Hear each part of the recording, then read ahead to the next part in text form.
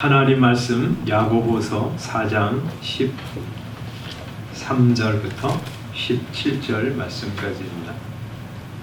우리 하나님 말씀 함께 봉독하겠습니다. 시작. 들으라, 너희 중에 말하기를 오늘이나 내일이나 우리가 어떤 도시에 가서 거기서 1년을 머물며 장사하여 이익을 보리라 하는 자들아, 내일 일을 너희가 알지 못하는도다. 너희 생명이 무엇이냐? 너희는 잠깐 보이다가 없어지는 안개니라. 너희가 도리어 말하기를 주의 뜻이면 우리가 살기도 하고 이것이나 저것을 하리라 할 것이거늘, 이제도 너희가 허탄한 자랑을 하니 그러한 자랑은 다 악한 것이라. 그러므로 사람이 선을 행할 줄 알고도 행하지 아니하면 죄니라. 아멘. 이 코로나 사태를 지나면서 사람들이 바라는 것들이 있습니다. 나도 우리 가족들도 이 코로나 바이러스에 걸리지 않았으면 좋겠다 하고 바라죠. 우리 집에 우리 직장 잘 돼서 경제적인 어려움을 겪지 않았으면 좋겠다 하고 바랍니다. 자유롭게 학교도 가고 직장도 다니고 또 여행도 가는 그런 자유로운 때가 어서 왔으면 좋겠다 하고 바랍니다. 이 소박한 단순한 바람이 잘못된 것은 아니지만 성도는 그런 바람 외에 조금 더 다른 바람이 있어야 합니다. 세상 사람들처럼 단순히 코로나 바이러스에 안 걸리면 좋겠다 하는 그런 정도를 넘어서 하나님이 이 시대 우리들에게 하시는 말씀이 많은데, 그런 하나님의 음성을 듣는 내가 됐으면 좋겠다, 이런 바람을 가져야 합니다. 마음의 귀를 열고 하나님이 지금 이 시간에 이 시대를 향해서 말씀하시는 것들이 많은데, 그 하나님의 질문, 하나님의 말씀을 듣게 해주십시오 하는 그런 자세를 가지고 하나님을 향해야 될 것이라 생각합니다. 내가 생각할 때는 너무나 당연한 사고방식과 생활방식인데 하나님은 그거 아니야 하고 말씀하시는 것들이 많아요. 오늘 우리가 읽은 이 말씀도 사람들이 생각할 땐 뭐 이렇게 살아가는 거지, 당연하지, 성도들도 이렇게 생각하면서 사는데 하나님은 우리에게 다른 생각을 가지면서 살라고 말씀하세요. 그래서 오늘 우리 13절에 보면 들으라 하고 말씀하세요. 들으라. 우리 야고보 사도를 통해서 하나님은 이 당시 성도들 이런 생각을 가지고 살아갔어요. 그런 사람들에게 들어라 하고 말씀하세요. 우리 이 시대를 살아가는 우리들에게 하나님께서 이 들어라, 들어봐라 하고 말씀하시는 이 음성을 듣는 시간이 됐으면 좋겠습니다. 들어라 그렇게 말씀하면서 우리 사도는 너희 중에 말하기를 이렇게 말하고 있어요. 너희 중에 말하기를. 이게 이 야고보 사도가요, 누구를 향해서 편지를 쓰는 것이냐면 성도들을 향해서 편지를 쓰는 거예요. 근데 성도들 중에 이런 생각을 가지고 있는 사람이 있다는 거예요. 이 어떤 생각이냐? 13절에 이렇게 말씀하죠. 오늘이나 내일이나 우리가 어떤 도시에 가서 거기서 1년을 머물면서 장사하여 이익을 보리라. 그렇게 생각하고 계획을 세우는 사람들이 있다는 거예요. 어떤 사람 중에? 너희 중에. 근데 이거는, 이런 생각을 가지는 것은 세상 사람들은 너무나 당연하게 생각하는 사고방식이에요. 그죠? 우리 장사하는 사람이 이 도시에서는 다 팔았어. 이제 다른 도시에 가서 이걸 팔아야 되겠다. 거기 가서 1년 동안 머물면서 이 물건을 다 팔아가지고 돈을 많이 남겨야 되겠다. 이렇게 계획을 세운 거예요. 너무 당연하죠? 잘못된 것이 하나도 없는 것 같아요. 그런데 사도는 이런 생각을 가진 성도들을 향해서 제동을 거는 거예요. 그게 맞는 생각이냐? 네가 그렇게 생각하는 게 맞는 거냐? 하고 제지하시는 거예요.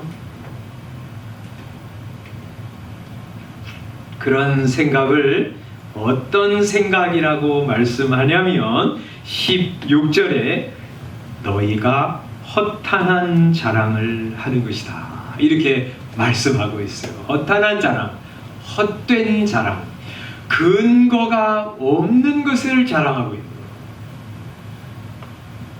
사실이 아닌 것을 자랑하고 있는 거예요. 그런 자랑은 다 악한 것이다 하고 말씀하세요. 믿지 않는 사람은 이렇게 말할 수 있어요. 이런 계획을 세울 수 있습니다. 뭐 그렇잖아요. 그런데 성도는 그렇게 하면 안 된다는 거예요. 그래서 너희 중에 이런 계획을 가진 자들이 있느냐? 이게 얼마나 허탄한, 헛된, 기초 없는, 기반이 없는 생각인지 아느냐 하고 문제를 제기하시는 거예요. 그러면서 왜 그게 허탄한 자랑인지 실상을 14절에서 알려주세요. 13절은 허탄한 자랑, 근거가 희박한 계획이라면 14절은 실상을 알려주십니다. 14절 한번 읽어보겠습니다. 시작. 내일 일을 너희가 알지 못하는도다. 너희 생명이 무엇이냐? 너희는 잠깐 보이다가 없어지는 안개니라. 우리 생명을 뭐라고 정의하시냐면, 비유하시냐면 잠깐 보이다가 없어지는 안개와 같다. 안개가 낀 날 아침에 나가면 막 운전하기 힘들 정도로 자욱하게 꼈는데 이제 해가 돋고 조금 있다가 보면 그 안개가 사라졌어요. 언제 사라졌는지 모를 정도로 금방 사라졌어요. 우리 생명이 꼭 아침에 있다가 잠시 있다가 사라져버리는 안개와 같은 것이다 하고 말씀하고 계세요. 이게 실상이라는 거예요. 1년은 고사하고 1년 동안 저 도시에 가서 물건을 팔아서 돈 많이 벌어야지 그렇게 생각하는 사람들을 향해서 1년은 고사하고 내일 일을 너희가 장담할 수 없는 것이 아니냐 하고 묻고 계시는 거예요. 하나님이 허락하시지 않으면 너희가 내일 살겠느냐 하고 물으시는 거예요. 내일 일을 너희가 알지 못하는도다. 우리 생명은 하나님으로부터 왔습니다. 하나님의 손에 있습니다. 하나님이 오늘도 우리에게 생명을 허락하시기 때문에 우리가 여기 나와서 예배를 드리며 숨쉬고 살아있는 것이에요. 하나님이 내일 여러분에게 생명을 허락하시면 여러분은 내일 살 것입니다. 그게 실상이에요. 하나님이 지금 이 순간이라도 이제 그만 오거라 하시면 우리는 다 정리하고 가야 합니다. 뭐 정리할 것도 없어요. 그냥 가야 되죠. 아니요. 지금은 중요하게 할 일이 남아 있습니다. 사정해도 될 일이 아닙니다. 하나님이 살게 하시면 살고 하나님이 오라 하시면 가는 것이 인생입니다. 그래서 사도는 실상을 알려주면서 대안을 말씀하세요. 우리는 그러면 어떻게 살 것이냐?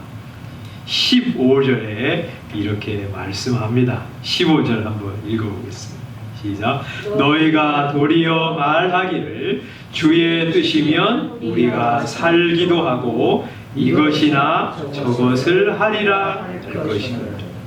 너희는 이렇게 말해야 된다는 거예요. 내가 이렇게 살아야지. 그렇게 말하지 말고 너희는 도리어 이렇게 말해야 된다는 거예요. 어떻게 말하냐? 주의 뜻이면 우리가 살 것입니다. 주의 뜻이면 우리가 이것이나 저것을 할 것입니다. 하고 말해야 합니다. 여러분, 하나님께서 오늘 살게 하시면 내가 삽니다. 하고 말해야 하고요. 하나님, 내일 내 생명을 더 허락하시면 제가 내일 살 것입니다. 하고 말해야 합니다. 작년 7월 달에 태풍 카파가 우리 한반도에 상륙을 했는데 부산 쪽을 지나갔어요. 그런데 그 강한 태풍 때문에 단독주택 하나가 무너져 내렸어요. 거기 72살 된 한 분이 그 무너진 건물에 깔려서 세상을 떠났어요. 그런데 그분은 그 집이 좀 허름한 집이라서 새 집을 마련해 놓고 이제 내일 이사할 것이에요. 오늘 그 집이 무너져서 세상을 떠났어요. 그분이 이게 이제 새 집에 들어간다. 얼마나 마음이 들떴을까요? 하나님이 허락하시지 않으면 새 집에 들어갈 수 없어요. 내일 내가 중요한 일을 한다. 아무리 그렇게 굳은 약속을 해도 하나님이 내일 나에게 생명을 허락하시지 않으면 우리는 그것을 받을 수 없습니다. 그래서 우리는 그렇게 고백하면서 살아야 돼요. 주의 뜻이면 우리가 살 것입니다. 주님의 뜻이면 이것을 하겠습니다. 주님의 뜻이면 저것도 하겠습니다. 하고 말하면서 살아가야 한다는 말씀입니다. 오늘 우리 예종이가 학교에서 한 확진자가 나와서 우리 다른 곳에 가서 영상으로 예배를 드리고 있는데 아닌 것 같은데 하여튼 혹시라 그래서 이제 다른 곳에 가서 예배를 드리고 4월 17일인가 이제 우리 결혼을 하기로 했습니다.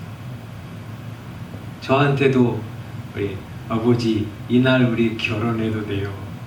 그래서 그래 해라. 그래서 우리가 허락을 했습니다. 장인 장모될 분들에게도 허락을 받았습니다. 날짜를 정하고 청첩장도 만들었어요. 그런데 코로나 바이러스가 확 퍼져가지고 도저히 할 수가 없었어요. 그래서 7월 달로 연기를 했지 않습니까? 그거 지나면서 예종이도 그렇고 저희들도 많은 생각을 하게 됩니다. 이것도 하나님께 허락을 받아야 되는데 아버지한테는 허락을 받았지만 하나님께는 허락을 받지 않아서 그런 것이다. 우리 결혼 날짜를 정하면서 하나님 이때 해도 되나요? 하나님께 허락을 받는 사람은 별로 없을 거예요. 근데 이런 사태를 지나가면서 우리가 계획하고 우리가 정한다고 해서 이루어지는 것은 아니구나 하는 생각 하게 됩니다. 결혼 아니겠습니까? 장사하는 것, 학교 가는 것, 여행 가는 것, 모든 것들이 이렇게 스톱된 상태에서 야, 하나라도 하나님께서 허락하시지 않으면 할 수 없는 존재가 우리구나 하는 거 깨닫게 됩니다. 하나님은 이 코로나 사태를 통해서 우리의 갈 길을 막으시고 너희는 지금 어떻게 살고 있느냐? 무슨 계획을 세우고 있느냐? 하나님의 허락이 아니면, 하나님의 뜻이 아니면 할 수 없다는 거 철저히 고백하면서 살고 있느냐 하고 우리에게 물으시는 것이죠.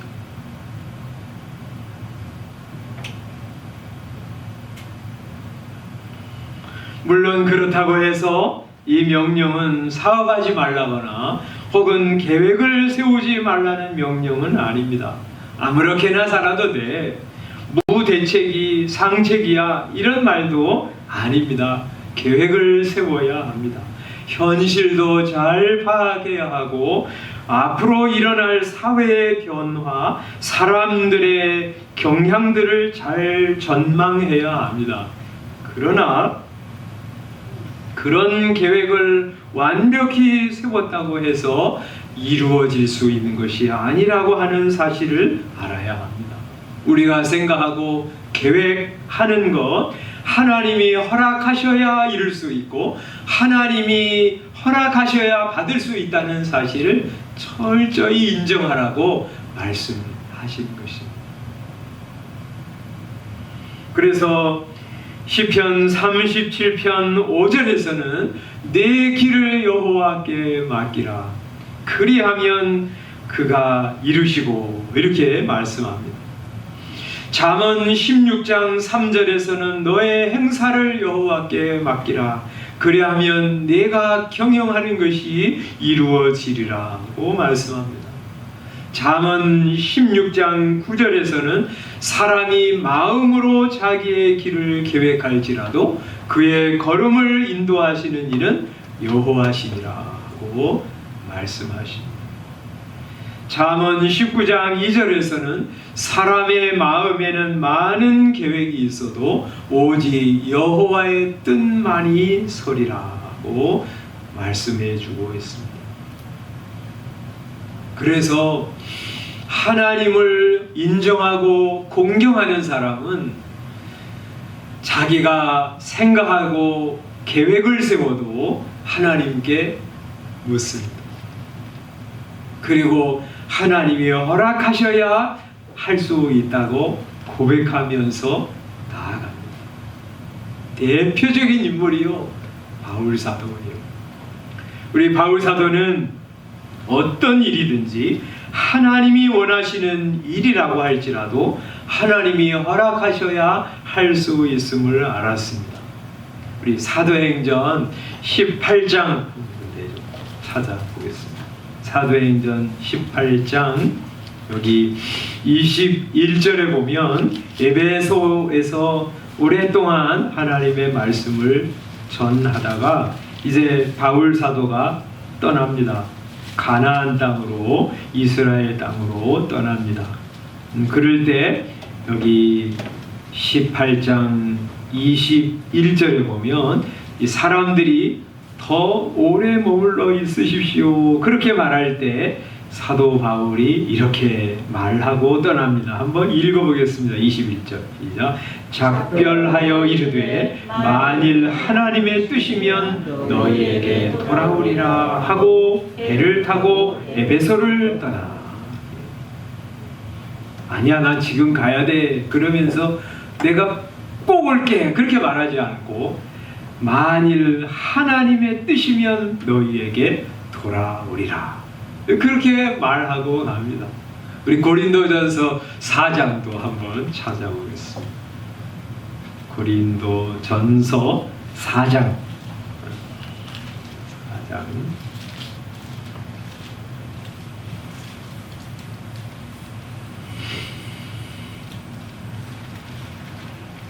4장 19절 뭐 읽어볼까요? 시작. 주께서 허락하시면 내가 너희에게 속히 나아가서 교만한 자들의 말이 아니라 오직 그 능력을 알아보겠습니다. 고린도 교회에 교만한 사람들이 있었어요. 그런 사람들에게 말만 하지 않고 진짜 경건의 능력이 있는지 내가 가서 보리라 이렇게 하면서 편지를 쓰는데 뭐라 그러냐면 주께서 허락하시면, 주님 허락하시면 내가 너희에게 갈 거야. 그 사람들을 내가 가서 어떻게 신앙생활 하는지 볼 거야. 그 이외에도 16장에도 만일 주께서 허락하시면 얼마 동안 너희와 함께 머물기를 바랍니다 말씀하시고, 히브리서 6장 3절에도 말씀하기를 하나님께서 허락하시면 우리가 이것을 하리라 그렇게 말씀하십니다. 우리 바울사도처럼 하나님께서 허락하시면 다시 돌아오리라, 주의 뜻이면 내가 너희에게 나아가리라 이렇게 말하면서 살았던 것처럼 우리도 말이죠. 하나님이 허락하셔야 사는 거야. 하나님이 허락하셔야 이 일을 할 수 있어 하고 생각하면서 사는 거예요. 말만 그렇게 하는 게 아니라 진짜 하나님의 주권을 믿고 하나님의 손에 내 생명과 내 모든 일이 달렸다고 하는 사실을 믿고 그렇게 생각하면서 살아가는 거예요. 그러면서 우리는 내 생각, 내 계획대로 되지 않아도 그래도 하나님의 생각, 하나님의 뜻대로 행하는 것이 더 좋은 것이야 하고 받아들이는 것입니다. 여러분, 내 생각, 내 계획대로 되지 않으면 우리는 마음이 조급하고요, 마음이 언짢습니다. 힘이 듭니다. 하나님 왜 늘 이런 방식으로 내 길을 막으시나, 이런 생각이 들 때가 많습니다. 그러나 한번 생각해 보십시오. 내 인생이 내가 원하는 대로 된다면 그게 좋을까? 그게 정말 유익한 인생이 될까? 아마 그렇지 않을 거예요. 그래서 하나님은 우리에게 내 생각 말고 내가 가지고 있는 생각을 받아들이고 그걸 좋아하라고 말씀하세요. 우리 교동문 이사야 55장에 그렇게 우리 말씀 같이 나눴잖아요. 뭐라고 그랬냐면 내 생각이 너희의 생각과 다르며 내 길은 너희의 길과 다름이라. 여호와의 말씀이라. 여러분, 우리의 생각은요 하나님의 생각과 다를 적이 많아요. 왜요? 우리는 하나님의 생각을 다 이해할 수 없어. 죄인이기 때문에 내가 원하는 거, 하나님 원하는 거하고 핀트가 잘못될 경우가 많아요. 맞지 않는 경우들이 많아요. 그거 인정하는 거예요. 근데 또 하나 인정할 게 그거예요. 하나님이 그 다음에 그렇게 말씀하시죠. 우리 교동문이 봤는데 뭐라고 말씀하시죠?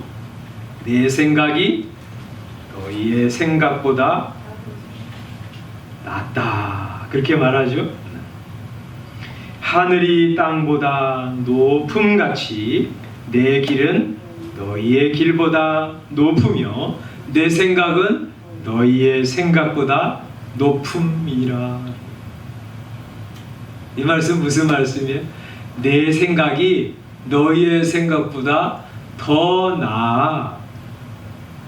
내 길은 너희의 길보다 더 유익한 거야 하고 말씀하시는 거예요. 나는 이렇게 하면 좋겠는데 왜 하나님 날 안 도와주시나 이렇게 생각하는데 하나님은 이렇게 말씀하세요. 야, 그게 아니야. 내 길이 너희의 길보다 더 좋아. 내 생각이 너희 생각보다 훨씬 나아. 너는 그걸 받아들여야 돼. 이렇게 말씀하시는 거예요.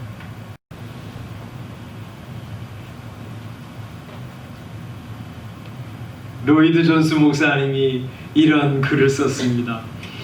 제가 참으로 걱정하고 안쓰럽게 생각하는 사람들은 아무 어려움도 겪지 않고 인생을 평탄하게 살아가는 이들입니다. 말하자면 이런 거예요. 자기가 생각하는 대로 모든 일이 착착 열리는 사람, 이 로이드 존스 목사님이 생각할 때 그런 사람들보다 안쓰러운 사람들이 없다는 거예요. 참 걱정스러운 인생이라는 거예요. 그 다음에 그가 이렇게 말합니다. 저의 길지 않은 삶을 돌아볼 때 하나님이 저의 계획과 목적을 좌절시키시는 일만큼 더 감사한 일이 없습니다. 나를 그대로 내버려 두지 않은 사랑이요, 나를 그대로 내버려 두지 않은 사랑이요. 이 로이드 존스 목사님은 그것을 하나님의 지극한 사랑이라고 고백하고 있는 거예요. 하늘의 사냥개가 우리를 내버려 두지 않고 어려운 환경으로 몰아넣어 우리를 불행하게 만들고 주저앉게 만들고 고통을 이기지 못해 부르짖게 만들 것입니다. 참으로 감사하게도 하나님께서 내게 이렇게 해오셨습니다. 우리의 유익을 위해 이 모든 일을 행하셨습니다 하고 고백하고 있습니다. 저도 마찬가지, 제 생각, 제 계획 막으시고 좌절시키시고 실패하게 하시는 때가 한두 번이 아닙니다. 그럴 때 힘들지요. 하나님은 왜 이렇게 사사건건 내 길을 막으시나, 이런 생각 하는 때가 많았습니다. 그런데 지나고 나면 그래, 내 뜻대로 되지 않은 거 잘 됐다 생각할 때가 많아요. 그죠? 인생이 내 뜻대로만 되었다면 아마 저는 교만하기 짝이 없는 사람이 되었을 거예요. 아나무인인 사람, 세상 높은 줄 모르고 날뛰는 사람이 되었을 것입니다. 하나님이고 예수고 거들떠보지 않았을지 모릅니다. 내 뜻대로 되지 않은 게 천만다행입니다. 하나님이 여러분의 인생의 계획을 좌절시키시고 실패하게 하시고 무너지게 하시고 주저앉게 하실 때, 이 로이드 존스 목사님처럼 나를 그냥 두지 않으시는 사랑이요 하고 고백하는 사람, 그런 성도 되시기를 바랍니다. 여러분, 하나님의 생각이 여러분의 생각보다 높으시고요, 하나님의 길이 여러분의 길보다 나으세요. 그걸 받아들이는 거예요.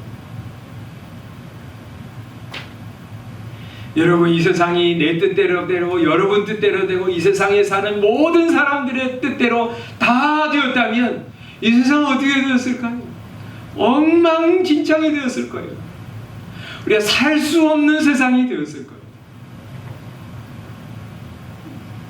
자비로우시고 선하시고 의로우신 하나님, 가장 지혜로우신 하나님께서 이 세상을 통치하시기 때문에 사람들의 죄악과 잘못됨에도 불구하고 세상이 이나마 이렇게 질서 있게 아름답게 흘러가는 것입니다.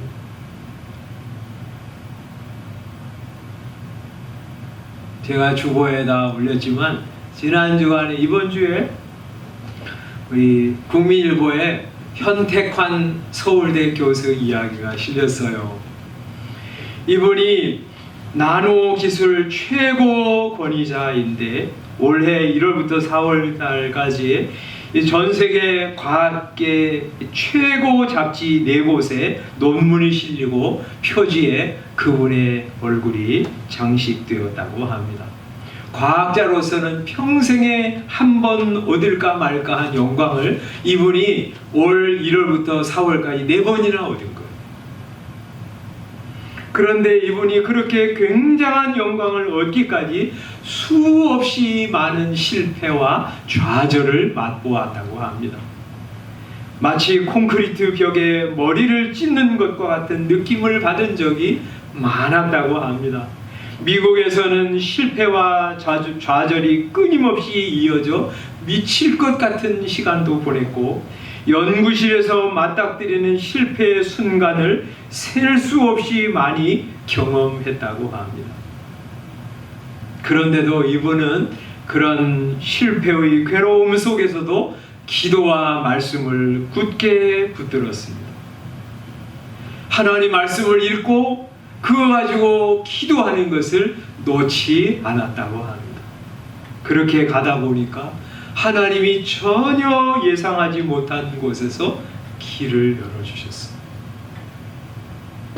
자기 분야도 아닌 전혀 다른 분야의 논문을 읽는데 그걸 읽다가 나노 기술에 대해서 내가 연구해야 되겠다 하고 눈을 열어주셨어요.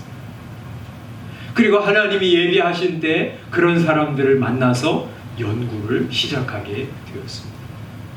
그래서 지금은 이 나노 분야에서 최고의 권위자가 되었습니다.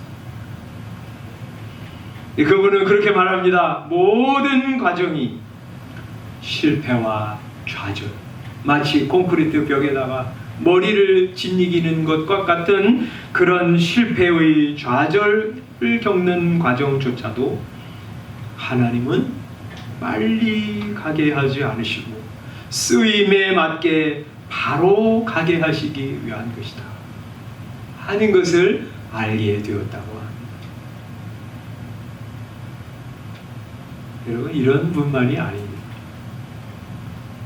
이번 주에 이분 글이 나와서 제가 이렇게 인용해 드린 것이지, 성도들은 다 이런 경험을 하지요.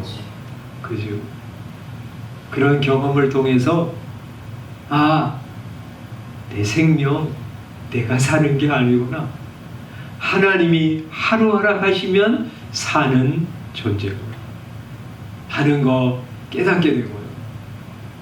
내가 계획한 거 하나님이 허락하셔야 하는구나. 어떨 때는 막으시고 하나님이 더 좋은 길을 여시려고 실패와 좌절을 겪게 하시는구나. 그걸 통해서 하나님이 온 세상의 통치자이시며 내 인생의 주인이요 인도자라고 하는 사실을 고백하게 하시는 거예요.